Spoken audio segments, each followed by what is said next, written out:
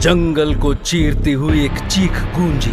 घने जंगल में से दौड़ती हुई वो चीख पास के गांव के एक घर तक पहुंची।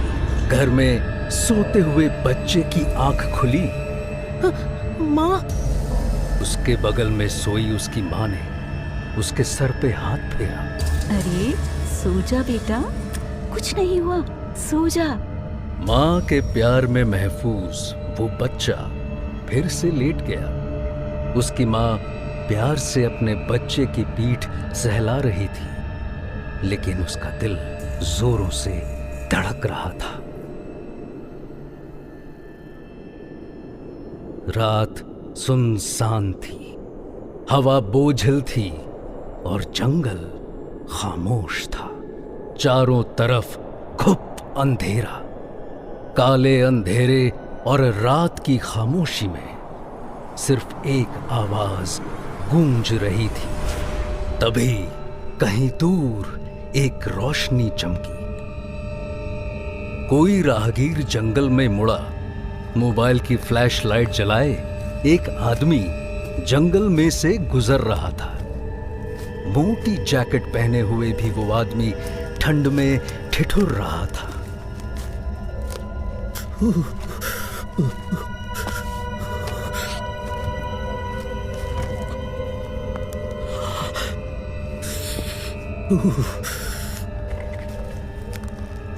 कहीं पहुंचने की जल्दी में उसके कदम तेजी से आगे बढ़ रहे थे कि तभी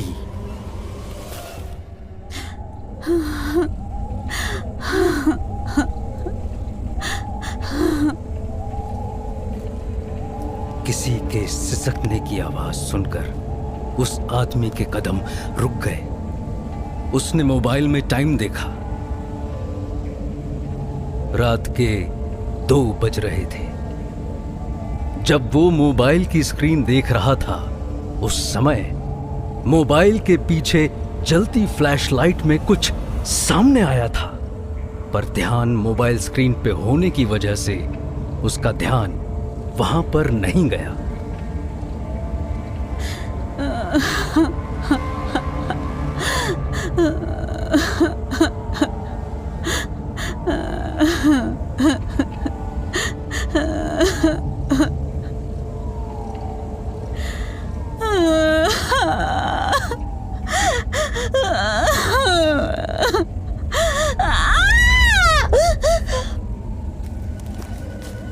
उसने फिर तेजी से चलना शुरू किया। सिसकने की आवाज बढ़ने लगी। कुछ देर तेज चलने के बाद भी सिसकने की आवाज धीमी नहीं हुई। वो सिसकने की आवाज अब रोने की आवाज में बदल चुकी थी। चलते चलते उसके मोबाइल की फ्लैशलाइट सामने के एक पेड़ पे पड़ी। वो रुक गया। वो पेड़ ऊपर से नीचे तक सूखा हुआ था। आदमी ने आसपास देखा। उसे समझ नहीं आ रहा था कि आवाज कहां से आ रही थी। तभी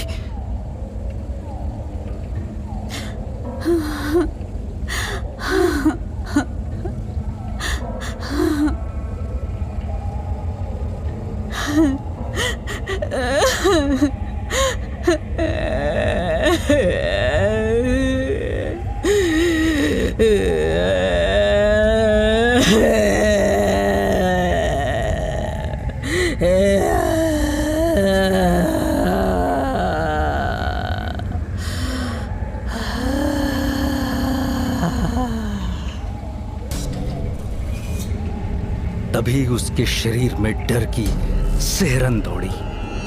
उसकी गर्दन के पीछे रोंगटे खड़े हो गए। आवाज पेड़ के ऊपर से आ रही थी। आदमी ने कांपते हुए ऊपर देखा। पेड़ के तने से छिपकली की तरह एक काला साया चिपका हुआ था। उस साये की आंखें नहीं थी, पर वो आदमी जानता था कि साया उसे घूर रहा था। कड़ाके की ठंड में भी उसका चेहरा पसीने से लथपथ था। आदमी के हाथ से मोबाइल छूट गया। साया अब पेड़ से रेंगता हुआ नीचे उतरने लगा। आदमी ने अपना बैकपैक वहीं फेंका और भागा। वो जंगल में अंधाधुन भाग रहा था। अचानक किसी ने उसे पीछे से जोर से पकड़ा। वो उस जकड़ में ऐसा थमा कि एक ही जगह पे जम गया। वो चाहते हुए भी हिल नहीं पा रहा था। डर से उसका सर चकराने लगा और फिर वही आवाज।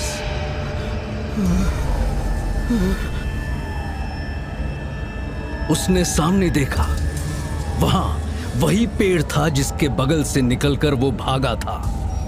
वहीं उसका बैकपैक और मोबाइल पड़ा था। अगले ही पल उसे एहसास हुआ कि अब उसे किसी ने नहीं पकड़ा हुआ था। उसने पलट के देखा तो पीछे कोई नहीं था। जब वापस मुड़ा तो देखा काला साया उसके चेहरे के ठीक सामने खड़ा था।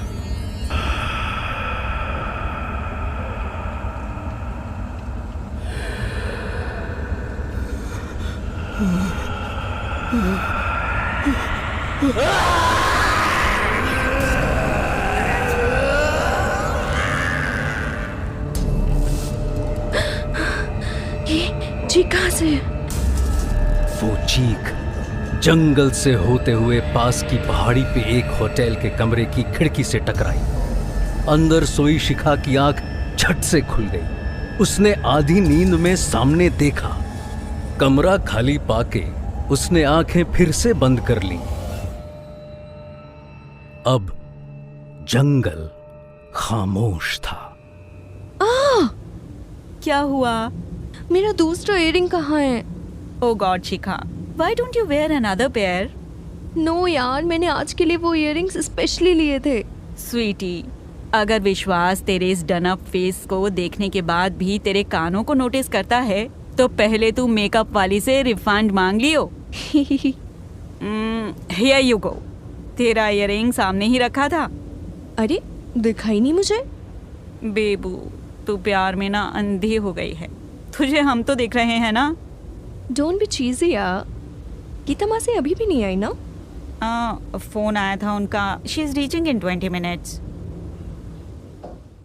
गैंगटॉक में हरियाली के बीच पहाड़ी पे बसा गोल्डन गेट होटल सुबह की पहली किरणों में जगमगा रहा था। आज शिखा की एंगेजमेंट थी। ठंड की सुबह थी पर होटल स्टाफ एक्टिवली दोपहर के फंक्शन की तैयारियों में लगा हुआ था। किचन में केओस था। होटल मैनेजर हेड शेफ पे चिल्ला रहा था, ये रात का नहीं दोपहर का फंक्शन है। You know how behind the schedule we are. हो जाएगा सर। और वो मिठाइयों का कुक कहाँ है? कल रात आने वाला था ना? सर वो निकल तो गया था। रात को पहुंच जाना चाहिए था। मैं कॉल करता हूं उसे। हेड शेफ ने मोबाइल निकाल के कॉल लगाया। होटल से कुछ ही किलोमीटर दूर पास के जंगल में पत्तियों के बीच पड़ा एक मोबाइल रिंग हो रहा था। सब उस बजते हुए मोबाइल को सहमे हुए से देख रहे थे पर किसी ने आगे बढ़ के उसे छूने की हिम्मत नहीं की। पास के गांव के लोग जंगल में भीड़ जमाए खड़े हुए थे। गांव वालों में सबसे आगे काला कंबल ओढ़े और काला कुर्ता पैजामा पहने एक आदमी खड़ा था। उस 6 फुट लंबे आदमी का शरीर दुबला पतला सा था पर आंखें किसी चौकन्ने शिकारी जैसी एक्टिव थी। रात को जंगल में फंसा राहगीर उसके सामने जमीन पे पड़ा था। किसी ने उसका मुंह एक कान के सिरे से दूसरे कान के सिरे तक चीर दिया था। लाश के पीछे वही सूखा जला हुआ पेड़ था जिसके सामने वो मरा हुआ आदमी रात को आकर रुक गया था। यह ना आसपास के किसी गांव से नहीं है बाबा, वरना रात में जंगल में जाने की गलती नहीं करता। वो सामने पहाड़ी पे जो होटल है ना, शायद वहाँ काम करने वाला कोई नया आदमी है। था। धीरे से चलती हुई हवा की सरसराहट मानो कुछ कहने की कोशिश कर रही थी। बाबा ने सबको देखा। पुलिस को फोन कर दो। अरे पुलिस वाले ना हमने फिर से परेशान करेंगे, ये पहली बार थोड़ी है बाबा। इस गांव के किसी आदमी ने चोट नहीं पहुंचाई तो डरो मत मुखिया।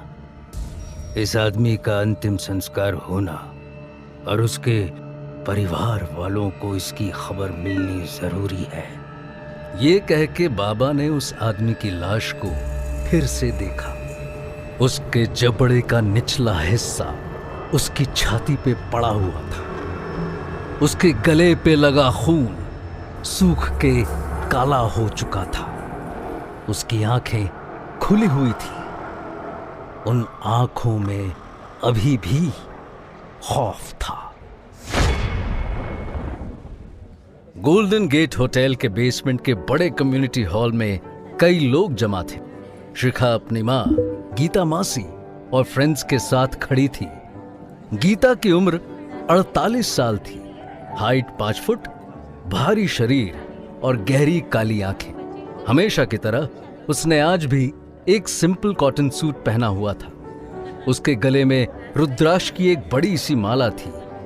गीता अनमैरिड थी और शिखा को अपनी बेटी की तरह मानती थी। उसने प्यार से शिखा का चेहरा अपने हाथों में लिया। मेरी गुड़िया कितनी प्यारी लग रही है। सच्ची? अच्छा मासी जरा चेक करो, मेरे दोनों कानों में इयररिंग्स है ना? हाँ हाँ है। शिखा की माँ ने भी उसके इयररिंग्स चेक किए। चीजें खोने की आदत हो गई है ना तेरी। क्या मम्मा, आज तो मत डांटो। इतने में चौकी के सामने मंत्र पढ़ रहे पंडित जी ने आवाज दी, अब लड़का और लड़की आगे आ जाइए। शिखा आगे बढ़ी और पंडित जी के बगल में खड़े विश्वास के सामने आ खड़ी हुई। Doctor Vishwas Singh, medium height, medium physique और अट्रैक्टिव नीली आंखें। उन नीली आंखों को जब शिखा ने पहली बार देखा था वो उनमें गुम सी हो गई थी। शिखा विश्वास की पेशेंट थी। जब विश्वास ने पहली बार उसकी पल्स चेक करने के लिए उसका हाथ उठाया था, उसके टच से शिखा को अपने अंदर एक सेंसेशन सा फील हुआ था। वो तभी समझ गई थी कि उसकी और विश्वास की जान पहचान बहुत दूर तक जाने वाली थी। उसी शाम दोनों ने साथ में डिनर किया और 6 महीने डेट करने के बाद विश्वास ने उसे प्रपोज कर दिया।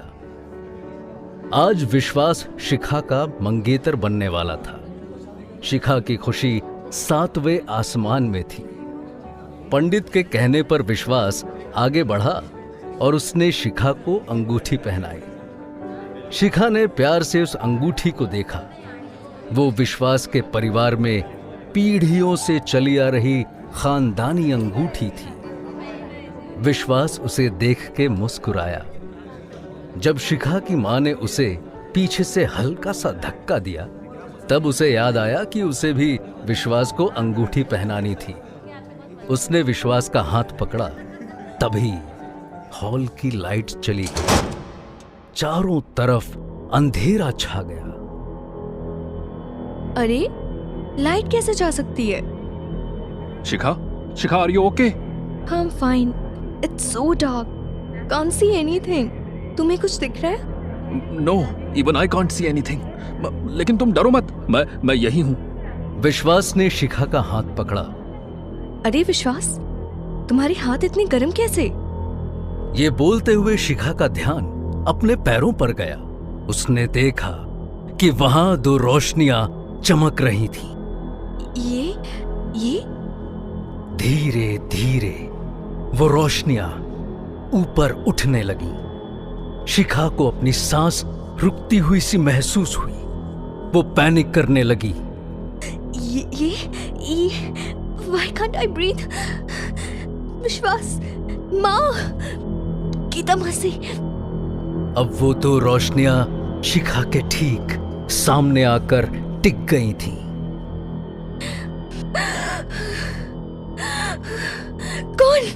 कौन? विश्वास, where are you?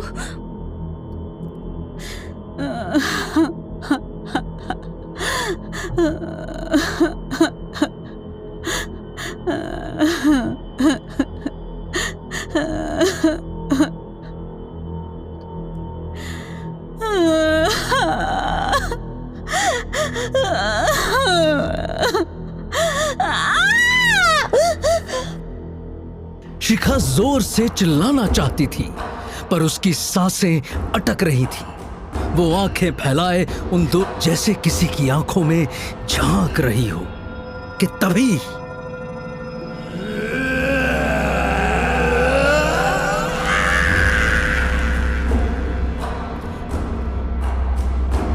उस चीख ने शिखा के शरीर को पूरी तरह अपने काबू में ले लिया। वो सुन्न होकर थम गई। तभी अचानक हॉल फिर से रोशनी से जगमगा गया। जैसे ही सबने शिखा को देखा, क्या हुआ शिखा? हाँ बच्ची,